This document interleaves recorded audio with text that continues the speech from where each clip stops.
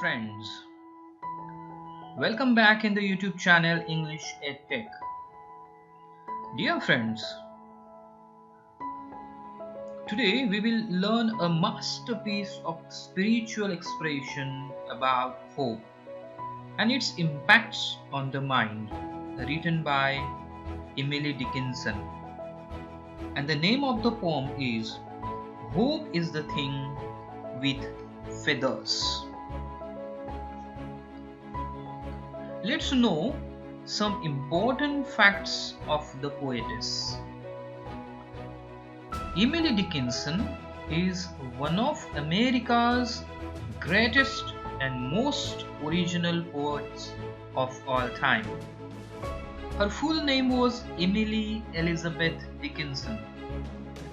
Dickinson was born in Amherst, Massachusetts on December 10, 1830. Emily Dickinson was a prolific writer. Her poems were unique to her era.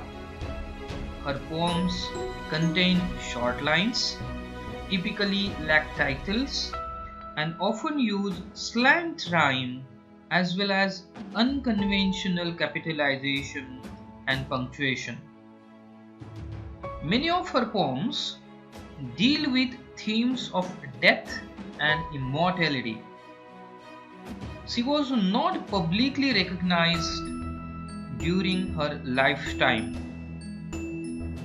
The first volume of her work was published posthumously in 1890 and the last in 1955.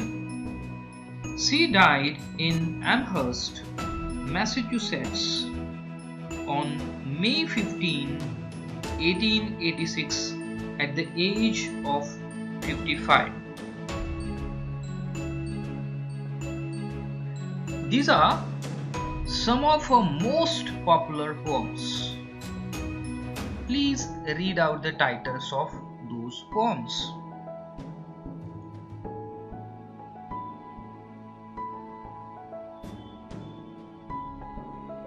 Let us read the poem first. Hope is the thing with feathers that perches in the soul and sings the tune without the words and never stops at all. And sweetest in the gale is heard, and so must be the storm that could dash the little bird that kept so many warm. I have heard it in the chillest land and on the strangest sea, yet never in extremity it asked a crumb of me.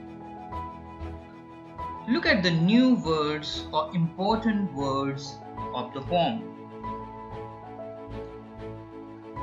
Dear students, hope is the thing with feathers is one of the best known of Emily Dickinson's poems.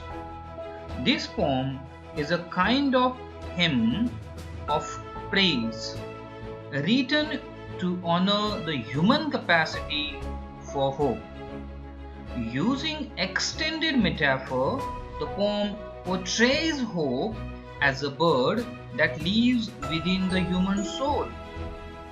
This bird sings though there is rain or shine, gale or storm, good times or bad.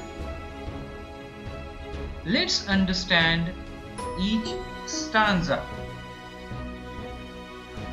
First stanza. Hope is the thing with feathers that perches in the soul and sings the tune without the words and never stops at all.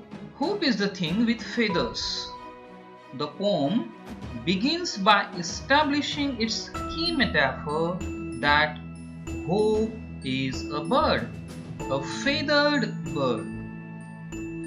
Feathers represent hope because they allow us to fly, to be free and happy. Now look at the next line, that perches in the soul means the feathered bird hope perches, that means seats or rests in the soul. So hope, like a bird, has feathers and can resides in the human soul. The first two lines highlights that hope is a fundamental part of being a human. Like a bird inside oneself that never stops singing its tune. Second stanza. And sweetest in the gale is heard, and so must be the storm that could abash the little bird that kept so many warm. In the second stanza, poetess utilizes shivering imagery to illustrate the harsh conditions. The words gale and storm appear as situations that try to abash, means to make uneasy, hope.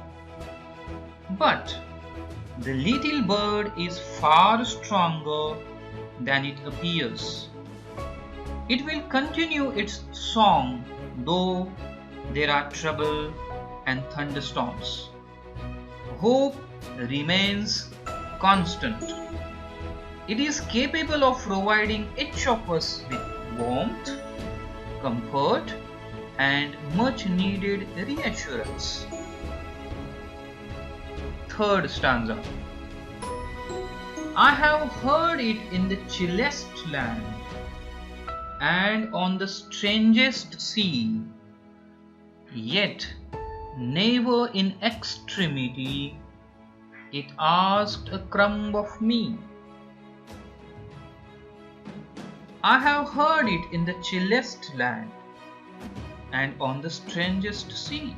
The poetess says that hope, bird's song, can still be heard even the worst of environments. When everything seems strange, that hope bird just keeps tweeting. Here is one more thing that is great about the hope bird.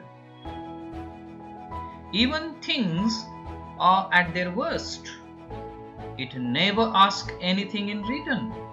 It's just there to help. This is a wonderful poem which gives a positive message. It teaches us that hope is not easily defeated. It always encourages us to move forward.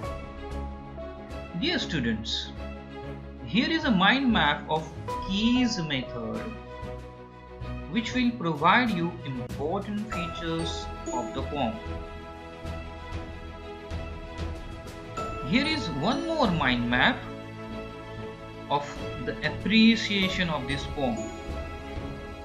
Have you enjoyed the poem? Let's meet in the next video. Bye for now. Happy learning.